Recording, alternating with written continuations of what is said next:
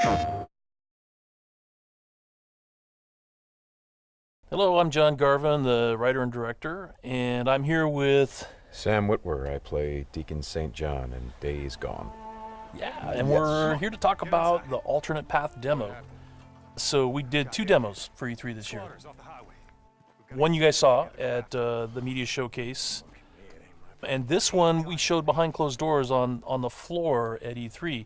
And so for the first time, we're releasing it online so that everybody can kind of take a look at it. And I thought I'd just talk a little bit about, what the differences are, and just kind of just show you what we were trying to accomplish this year. Yeah, I mean, the most obvious difference so far is the last one was nighttime during the rain, and this is daytime during the snow.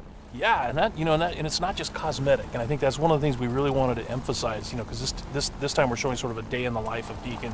You see he's on the drifter bike here.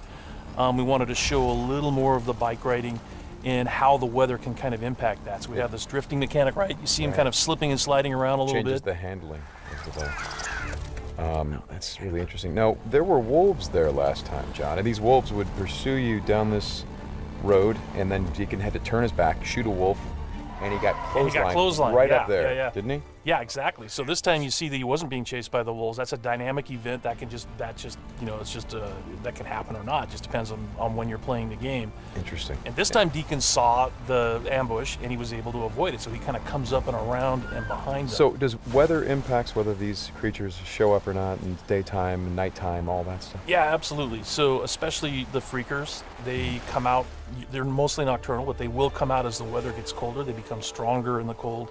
Right. And so that will, again, kind of change up the way the game plays. That's very, very...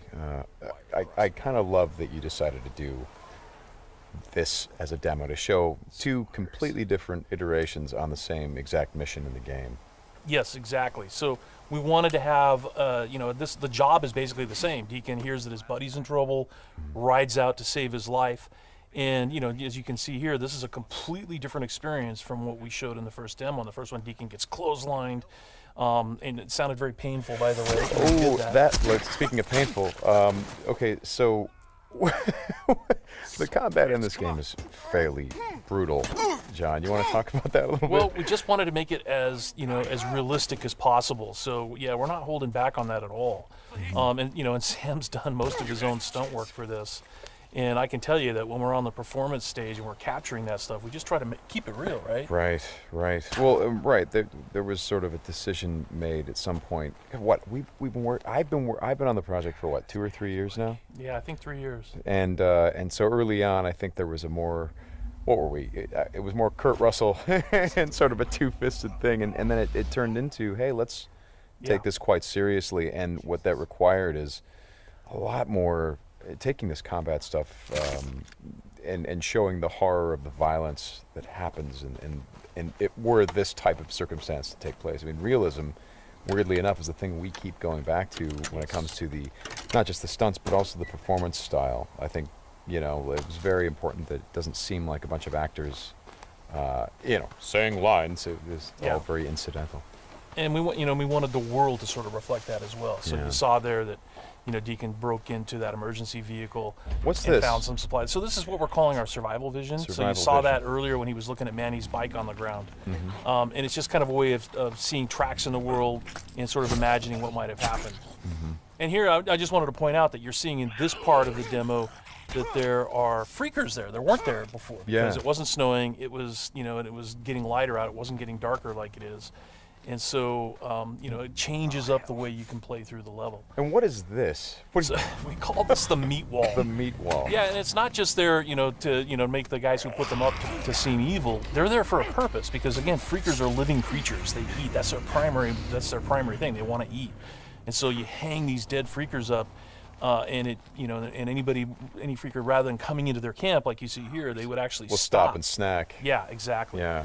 And then the same thing with this freaker that they've hung upside down. Mm-hmm. There's a bear trap underneath it, and they use that because a freaker will come, be attracted to the meat, and then hit that trap. Interesting. Another thing you just saw, by the way, is that tin can. The tin can trap that you that's an alarm that the marauders will put up. And this is, again, some of the things that marauder camps just do. And you find these marauder camps throughout the world. You'll find traps like that, and then if you're careful and you're paying attention, you can avoid them. Because in the first demo, Deacon didn't avoid it, and he set off that alarm. Right. Now this is the same tactic that he used last time. Throws the rock to get someone to lure him over and have him step in the bear trap. But this one plays out a little bit differently than last time. One of the things that struck me, and we've talked about this obviously as we've shot, but there's an effort of the other Marauders to get this guy to shut up, and he won't. Yeah, and so in the first demo, Deacon's heading on down the trail, and you can hear that happening behind him. Right. And this time we're showing what happened. So, he's watching everybody react to this poor guy trapped in the in that bear trap, and she just is like, shut up, shut up, shut up, and then just loses it and shoots the guy. Right. And of course, in the meantime, Deacon is crafting a Molotov and just takes them all out. Right. Oh boy, that's good. Ow. So again, it's like in the previous demo, Deacon would have gone off to the trail down to the right.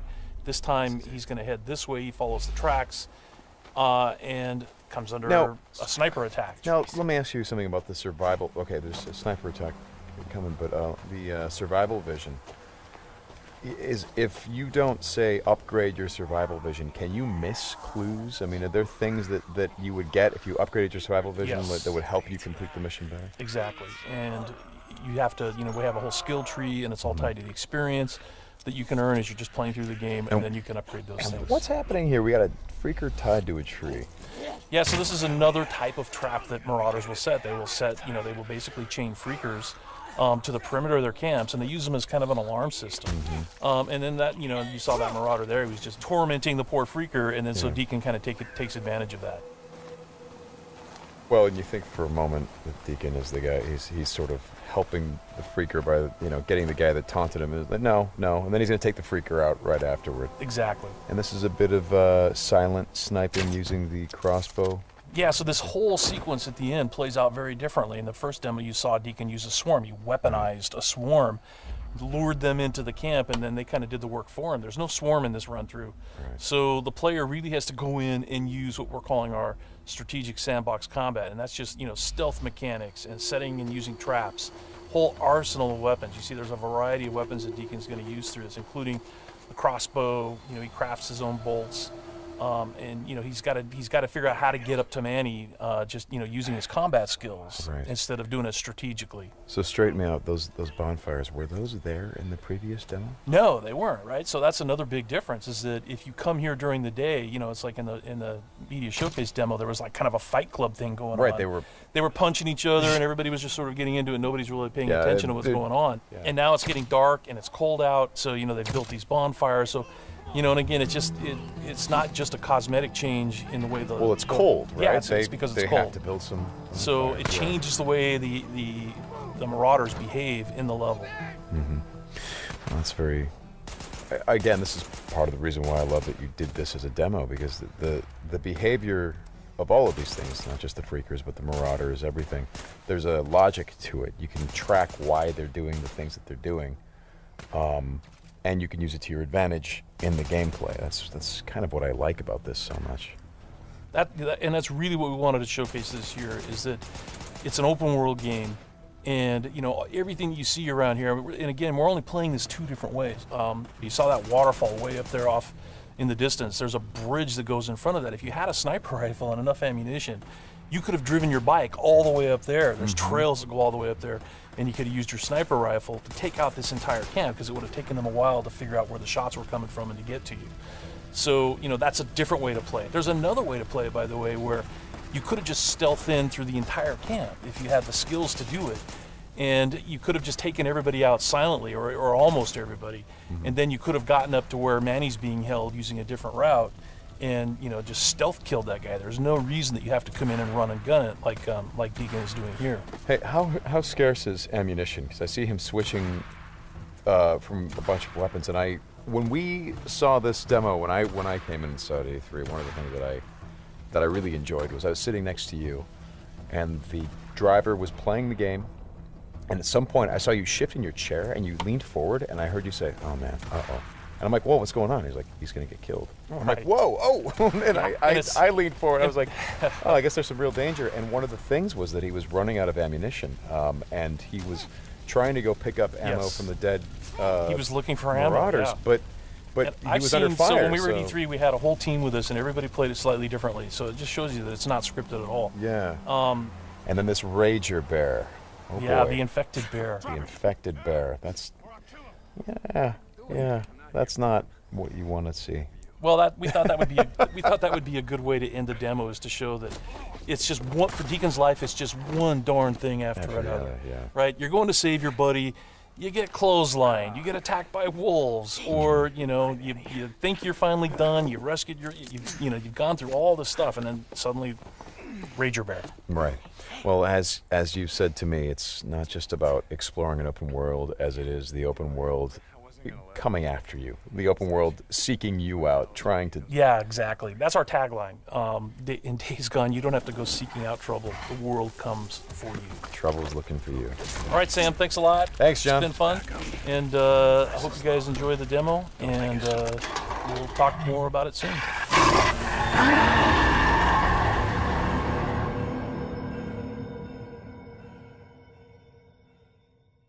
PlayStation.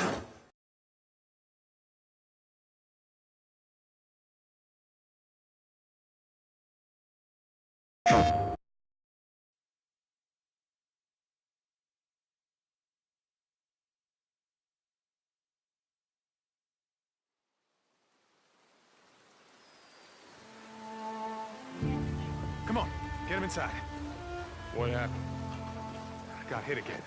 Squatters off the highway. We've got to get some men together, go after them. Don't look at me, it ain't my problem. They've got Manny. You sent Manny on a supply run. I just run the camp, Deke. I don't tell folks how to live their lives. Go to hell, Cope!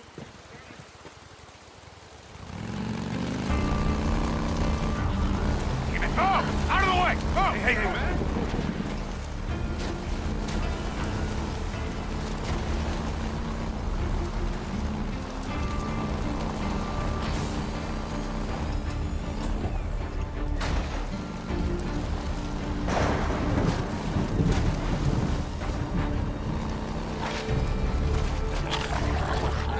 No, that ain't him. Oh, come on. Oh, crap. Come on, come on! Son of a bitch.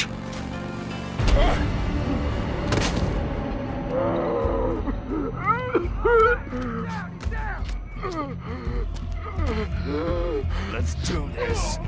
Yeah? You want some of this? Yeah!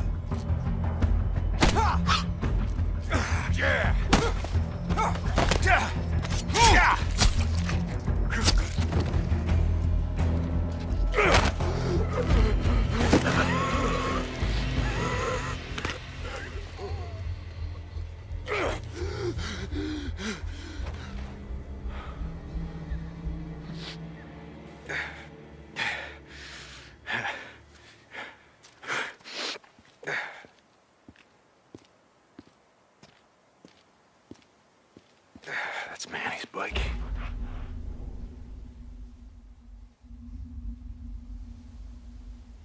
Yeah, this way.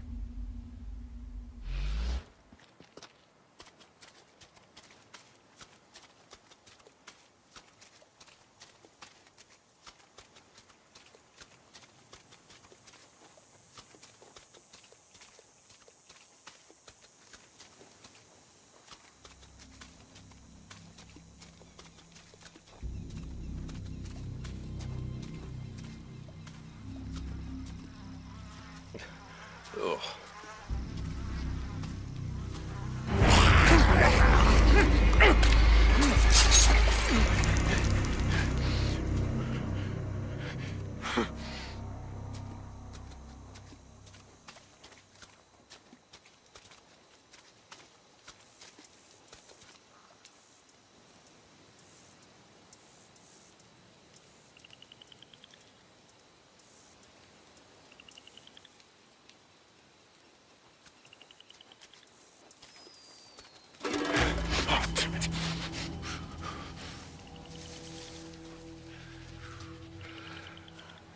Cigarette.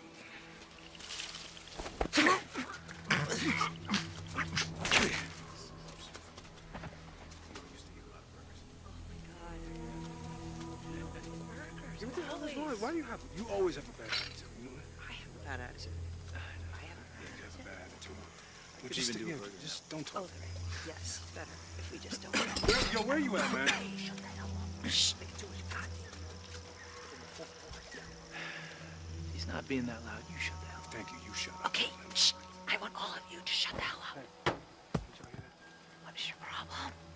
Oh, shh. There's something out there. Just a Stop! God! No, my leg! God, get it off!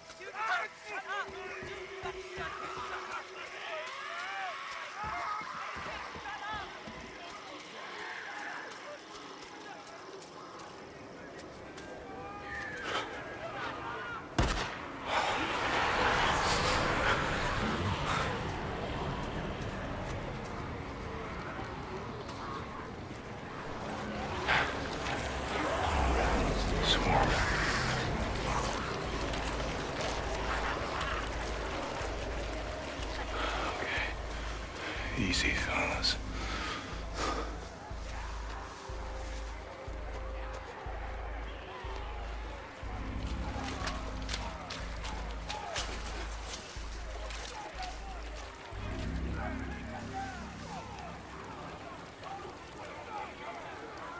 There he is. Still alive. How the hell am I?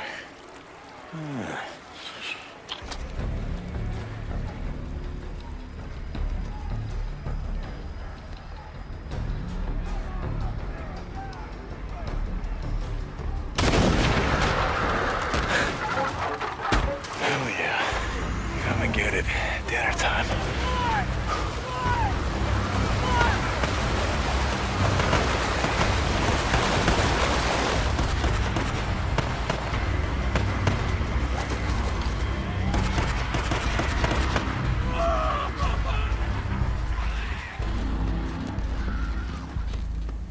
Drop him! Now! Or I'll kill him! Do it. I'm not here for him. I'm here for you.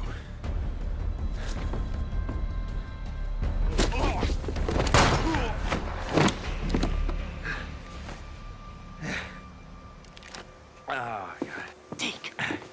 Hi, Manny.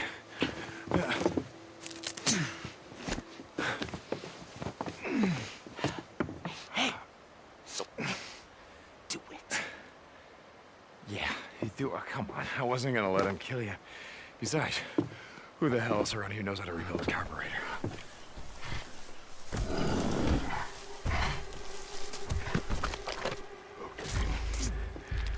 Just back up. Nice and slow. Don't make a sound.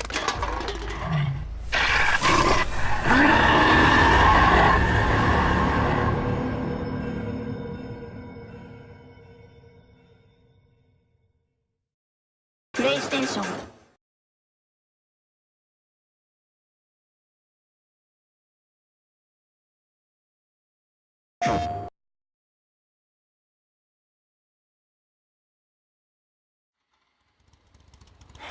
He's headed to the old sawmill. Going in after him. It's gonna be dark soon.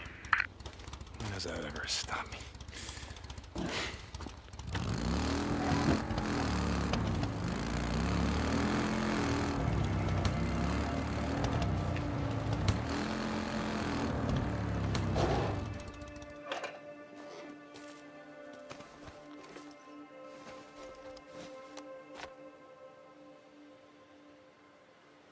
His bike's down.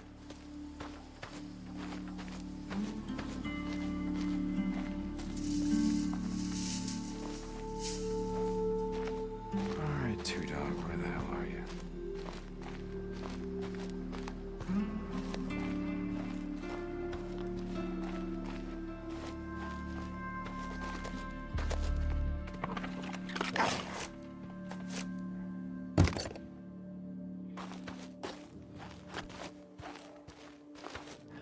Shit. Go on. Get out of here. Get out.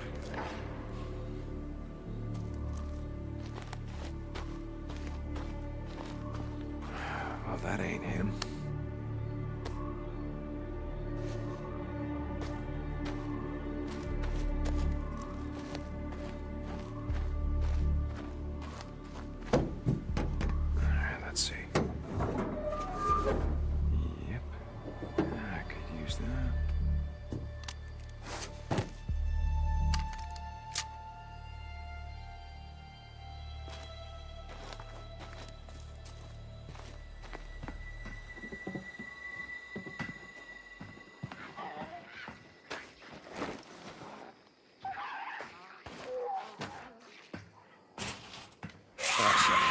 Oh, shit.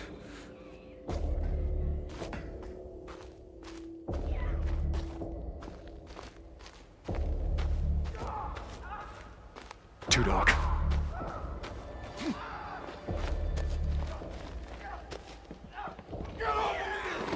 Damn it. Two dog!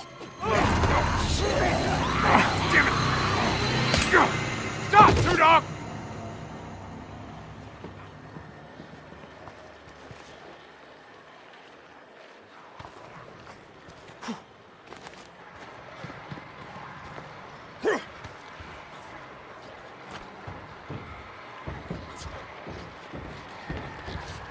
Look around, brother! You know how this is gonna end.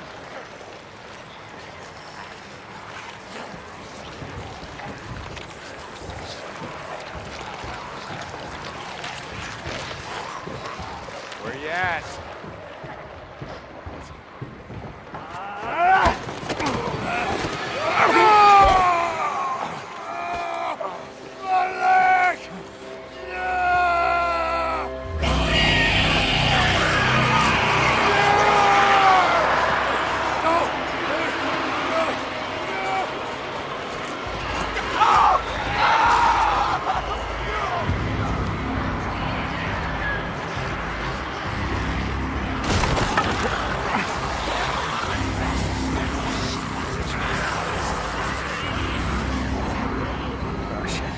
Oh, shit. Come on!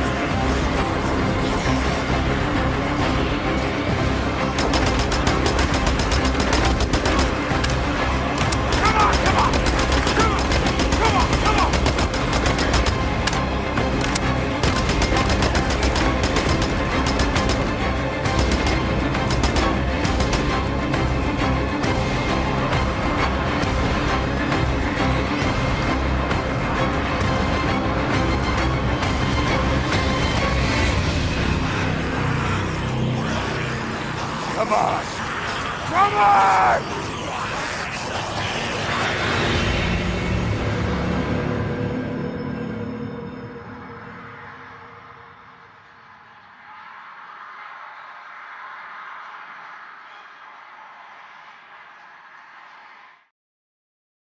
レイステーション。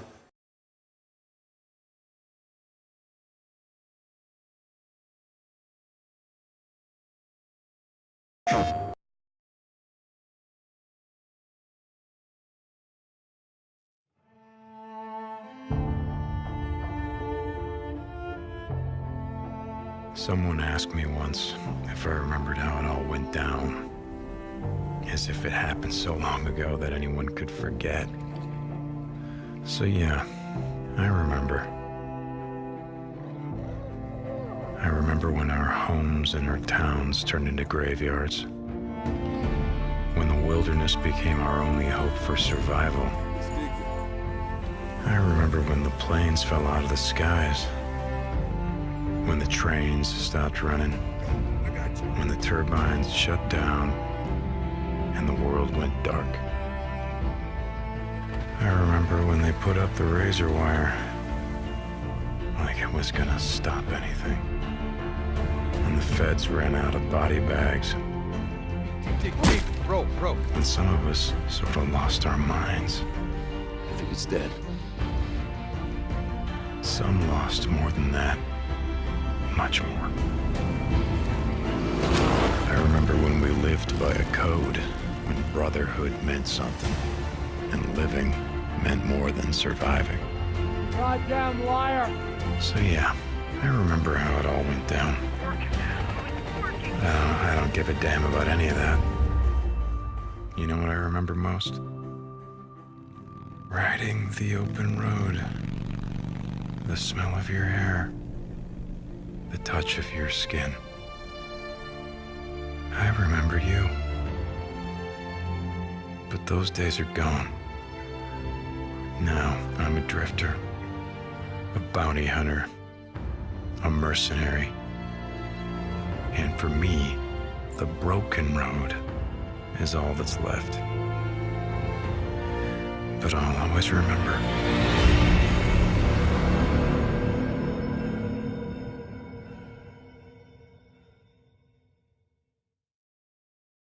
PlayStation